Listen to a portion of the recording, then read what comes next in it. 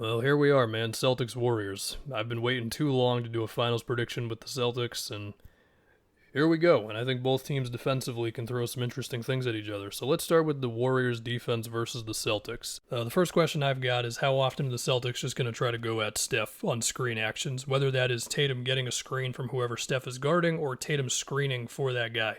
Steph did a great job in the Mavs series of hedging and not giving them the switch. And also putting him on Dorian Finney-Smith and moving him off of Bullock was a really good adjustment from them. So we'll just see what that looks like in this series. The next thing I'm wondering is what is Kevon Looney doing when his guy is involved in a screen for Tatum and Jalen mostly? Is he going to be dropping, playing high up on screens, or is he just going to switch? I mean, in the Dallas series, sometimes Looney was switching on to Luka and then hopefully just shading him towards the help, and then from there, the rest of the guys would do the work. Do you just try the same thing on Tatum and Jalen and see what happens? We'll also see how much they lean into Draymond at center. The next thing is how aggressive will the Warriors be in helping off of Horford and Derek White, Grant Williams, Marcus Smart, things that teams have been doing all playoffs, right? But with the Warriors, it's a little deeper than that. I think they are maybe the best in the league at collapsing the floor and then closing out to shooters. I mean, in the Dallas series, yeah, you could say, well, if the Mavs just make the threes, then they win. Well, it was also it was really impressive on how they were able to load up on Luka and force him to then throw it to the opposite corner, but then they're still getting a decent closeout because they've got, let's say, Klay Thompson splitting the difference between the guy in the corner and the guy in the wing, so he's getting a closeout on Reggie Bullock or whatever. And yeah, Luka was still able to go off at times in that series, but they turned enough possessions that could have been Luka doing whatever he wanted into Dorian Finney-Smith or Maxi Kleber or whoever deciding the game pretty much. So how can the Celtics deal with that? Well, I think Time Lord's health is a big thing here. I mean, we all know that when he's really rolling, he just takes this team to a different level, and I think part of the reason why Miami was able to basically form a wall at the free throw line and double team Tatum and all that is because there wasn't a threat of him getting a lob around the dunker spot. At least for parts of that series. I think he played, 15 minutes in the last game, and he wasn't too good. I think, whether it was the knee or he just simply had a bad game, I don't know, but that's going to be huge. Of course, within that, you're still going to have to make split-second decisions versus these guys, and I mean, at times we've seen the Celtics dribble into traffic, especially in the Heat series, when the Heat, again, were just loading up in the middle of the floor. And the way I'm picturing that is, let's say Horford is in the corner, Tatum's got the ball at the top of the key. You've got Draymond, who I'm just guessing is going to guard Horford, at least to start possessions, of course. I could be wrong there, especially because in the Dallas series, they had Draymond guarding Brunson sometimes, so maybe they could try something like that in this one, but if he's on somebody that he can help off of, let's say he's just basically at the free throw line, and the idea there is you can try to get the pass off to the corner, but he might just steal it, or in that time frame, he or the guy on the wing will get the closeout. Same thing with Derek White, Marcus Smart, and then of course the Celtics have had those guys in screen actions. I mean, they've used Derek White as a screen setter a lot. And so then I'm thinking if Steph is guarding Derek White, then you're going to put him in those screen actions, and then it gets back to the hedging thing I was just talking about. Of course, Derek White's not going to start, so insert Marcus Smart or whoever there. When it's Horford and Draymond is guarding him, I mean, is that just going to result in a Draymond switch onto Tatum or Jalen, and then from there are we just going to see if you can beat Draymond in an ISO? We'd have to see. I mean, the help is always coming with the Warriors. If I didn't say it already, I think Wiggins is going to start possessions on Tatum because, he guarded Luka a lot in the last series. As for Jalen, I mean, the easy thing is just put Klay on him at the beginning of games.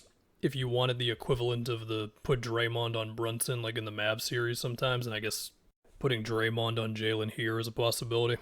And then I guess after that it would be, Klay on Horford. We'll see how crazy the Warriors want to get with it. Also, Gary Payton II is going to be able to play, and if he's defending Jalen at times, well, that scares me a little bit, depending on how Jalen's ball handling is looking that day. I think this series will be the biggest test of how far the Celtics have really come with ball movement, cut actions, creative screens, all that. And the first question I've got for the other side of this is, who are Horford and Time Lord guarding? If Horford is on Looney and Time Lord is on Draymond, then Time Lord could help off of Draymond when he doesn't have the ball, but he also has the ball so often that it's would it make more sense to have Time Lord on Looney so that way he can be a rim protector when Looney's just chilling in the dunker spot, but they also use Looney as a screen setter a lot as well. Most teams have one guy that you can put Time Lord on who's not involved in the offense that much. The Warriors don't, and so I'm I don't know what the right option there is. Now, with that said, I think Time Lord, if he's healthy, which that's always a big if with him, but if he is, I think he is able to switch and contest a pull-up shot better than a lot of big guys. So him with Steph, Clay, and Poole, like, I think he's got a shot to deal with them. It's not going to be easy, of course, but I think he's going to do better than your average slow big, right? As for Horford, I mean, we'd have to see, like, could he play that high up on those guys consistently? Like, he's been great these playoffs, but it's a little different facing these guys, right? We'd have to see how much trapping the Celtics want to do on those. I think Draymond's gotten pretty damn comfortable at making plays in the middle of the floor. The other thing is thinking about just the switching defense in general. You know, when we're talking about the perimeter players between Tatum, Jalen, Smart, Grant Williams, Derek White, I mean, they're going to be able to throw something at the Warriors that the Warriors don't face all the time, which is just super switch-heavy defense, and that can cut off a lot of the Warriors' off-ball actions. It's not going to cut all of them off, but still, we're going to have to see how Golden State deals with that. I mean, could Clay get a post-up on Derek White or something? Yeah, possibly. Could Jordan Poole take Grant Williams off the dribble? Maybe. I mean, if you can force them into isolations as much as possible, then you're going to give yourself a much better chance than other teams would at guarding these guys. And so we'll see with slip screens on the ball and also screening your own guy off the ball. I mean, if you screen your own dude and there's a guy running baseline like Klay Thompson or whatever, your guy's not going to be able to switch because you're basically hugging him, right? They can also try screening their own guy on ball. And the idea there is because, again, you're basically hugging the dude, it creates a super screen for the ball handler if it's done right. The Warriors did all of this against the Rockets when they had their super switch defense. Another strategy, as easy as it sounds, is once they switch, just keep going because you've already got some momentum from the initial action instead of stopping, sizing up your defender, and then going into whatever you're going to go into next.